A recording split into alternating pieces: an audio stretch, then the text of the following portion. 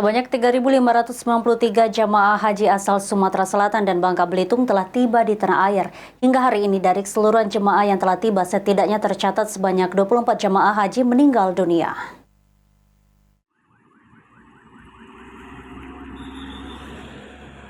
Hal ini diungkapkan oleh Kabag Humas Kanwil Provinsi Sumatera Selatan Abdul Kudus. Hingga kloter 8 setidaknya tercatat 3.593 jemaah haji asal Sumatera Selatan dan Bangka Belitung telah tiba di tanah air. Meski begitu, dari 8 kloter yang ada, Kemenak Sumsel juga mencatat sebanyak 24 orang jemaah dinyatakan meninggal dunia.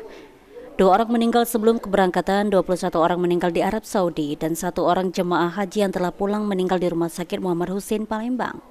Haji Embakasi atau Debakasi Palembang ini dari 8.467 yang berangkat tahun ini sampai pagi hari ini kita dapat informasi ada 24 jemaah haji yang meninggal. 2 meninggal sebelum keberangkatan atau di Embakasi, 21 orang meninggal di Arab Saudi, dan 1 orang meninggal di Rumah Sakit Muhammad Hussein tadi malam.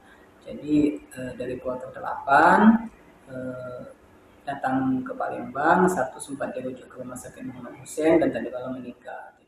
Ditambahkan Abdul Kudus, sesuai kesepakatan pemerintah Indonesia dan pemerintah Arab Saudi, 21 jamaah yang meninggal di Tanah Suci tidak dibawa pulang ke tanah air. Jamaah haji yang meninggal mendapatkan 2 hak. Yang pertama, jamaah haji yang meninggal dan belum berangkat berhak mendapatkan badal haji. Yang kedua, jamaah yang meninggal di Tanah Suci mendapatkan asuransi sebesar biaya perjalanan haji di masing-masing embarkasi.